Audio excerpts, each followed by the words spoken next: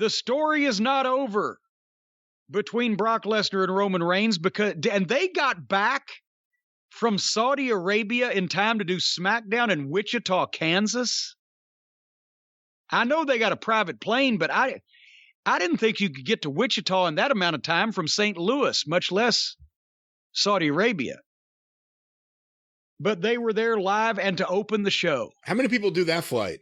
Where are you going? You went from Saudi Arabia to Wichita. That may have been a first. We got to call the Guinness Book of World Records people. Anyway, we're not going to talk about the whole SmackDown because there's two things of interest. Well, there was one thing of interest to me and then one thing that got interesting afterwards that we had to scope out. But basically, the Roman Reigns, Brock Lesnar, Paul Heyman saga continued on SmackDown the night after Crown Jewel. And they opened the show with Reigns and Paul coming out live in the ring. And the story is that Brock Lesnar has tweeted out that he is sworn to beat Roman Reigns senseless as soon as he arrives at SmackDown that night. So, I mean, they recapped what happened at Crown Jewel. It's very good storytelling. But again, I think we were 7 minutes into this show before Reigns opened his mouth in the ring. It's very slow. And Reigns immediately questioned Paul Lee, about his aim in throwing the belt at Crown Jewel. Paul handed him the microphone. Oh, you did that one good. That came right here. And he basically came out and told Paul, you're not great at your job. And Reigns, I love his attitude and the inflection in his voice and the tonal quality in his voice. And it sounds natural. He sounds legitimate. He's very heelish, but also well-spoken. And he just sounds like he's well acquainted with being an asshole, doesn't he? Right? He is perfect in his role. I mean, sometimes it's a little too perfect that it almost seems performy, but by and large, he's perfect in his role. So Reigns made Paul E. read Brock Lesnar's tweet about, he's going to come and beat him senseless and then slap the phone out of Paul's hands. And again, Paul, what a toady. And he's just so spectacular at doing this. And so Reigns, the story is he's dared Brock Lesnar to come out and beat him senseless, and he's not going to go anywhere until Brock does. And they go to the break. And when they come back, Reigns is still there. He won't leave. No Brock yet. This did take a little while. And I just said about the referee, they come out instantly right when called. Well, no, you should milk it a little bit, but this started to be just a little bit long. And then Brock music hits, and here comes Klondike Lesnar in apparently the only shirt and pair of jeans that he owns. Well, he saved his money. He's not a high liver. Anyway, they have a big fight. Lesnar comes down like a badass. Reigns is there. Boom, they get in a fight.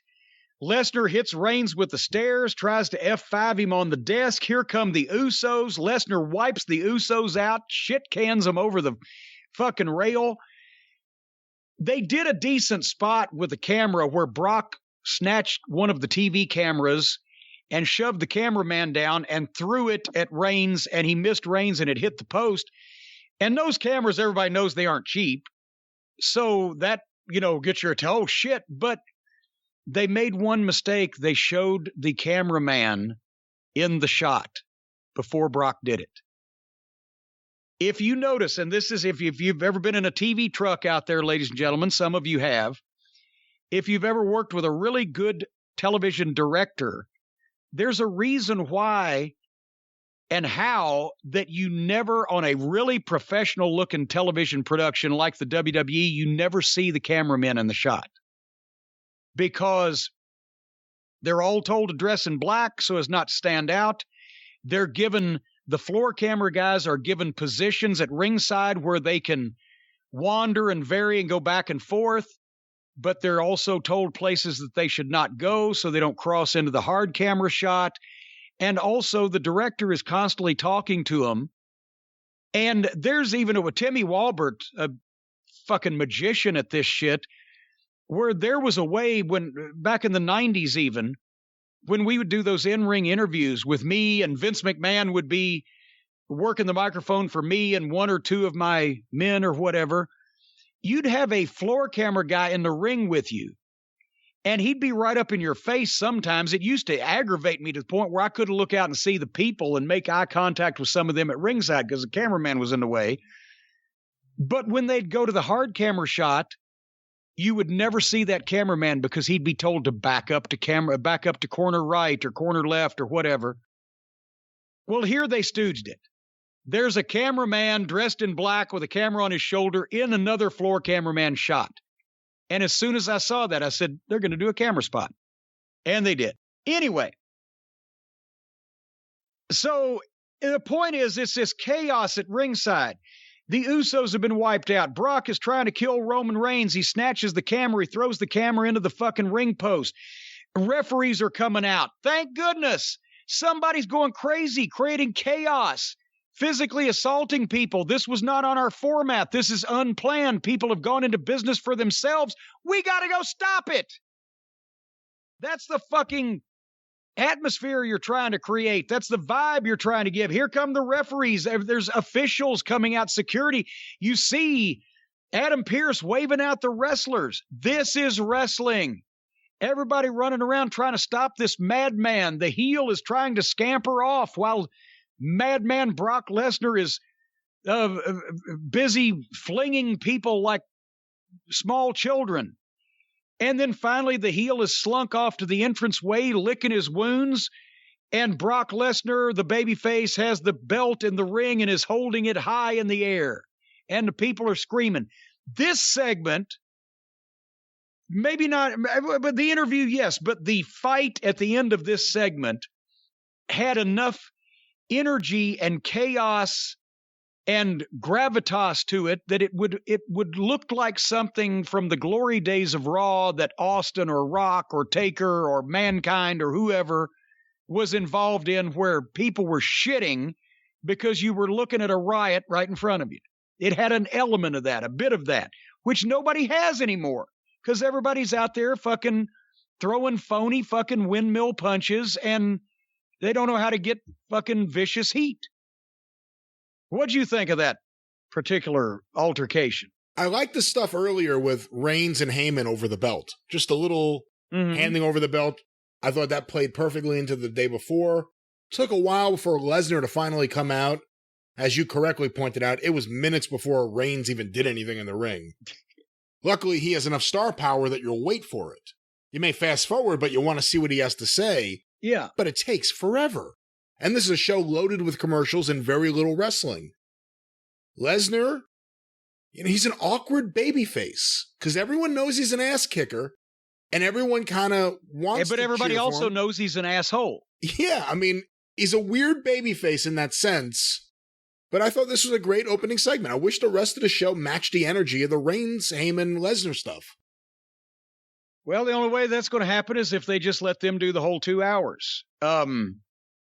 Where do they go with Heyman here? What do you think?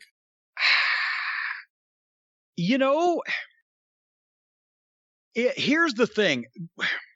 As we're about to find out, because there's a part 2 to this, which we'll talk about here in a second. But if Brock Lesnar was on the full-time roster and he came to work more than 5 or 6 times a year, then I think they could really draw this out.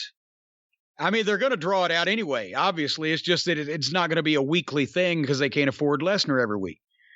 But they could really draw this out, and they could afford him every week if they really wanted to. Well, they can't afford it, but at the same time,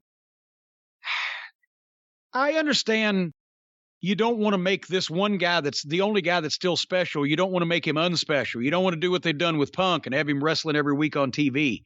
But no, not wrestling, just showing up to talk and or hound Reigns and Heyman's, dog their footsteps, make their lives miserable. If Brock was around more often, they should pay him to do that in this instance. But obviously they're not going to, because in the next segment, well, we'll go ahead and blow it. He gets suspended indefinitely, which is another way of saying, okay, now he's going to go and we're going to try to keep this warm until WrestleMania.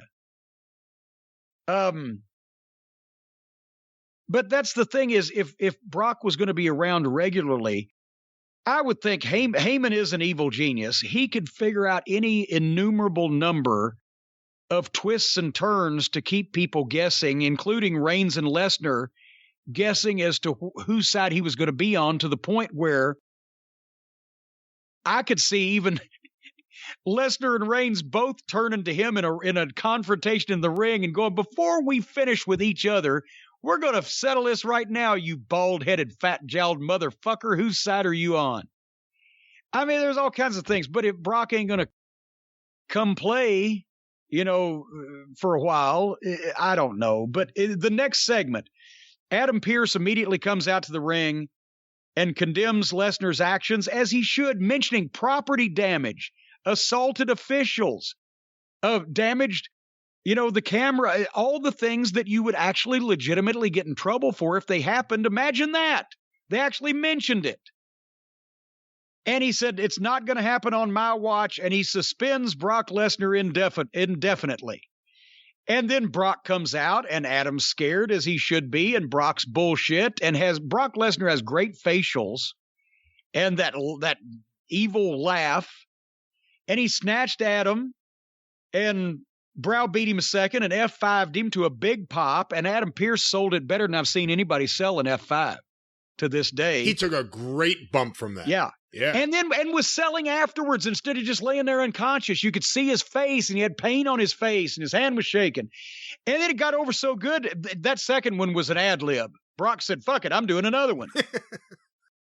And somebody can feel free to, if anybody has the scoop on that, feel free to disagree with me, but I'm just telling you that's what happened. And then, boom, left Pearce and walked out, but now Brock Lesnar is suspended indefinitely, so where the fuck is this going to go? And then they had the rest of the show. And then finally, I have closing comments on this if you have any, but it'll be interesting to see where they go. I think it's important to have a strong authority figure, not a heel authority figure. Sonya appears to be more heelish than Pearce. Pearce, from what we've seen, we don't see everything, appears to be more of the by-the-book backstage official, and I think he's good in that role. And that bump off the F5, like you said, was better than any of the wrestlers take. And I know he's a wrestler, obviously, but in this particular position he's in.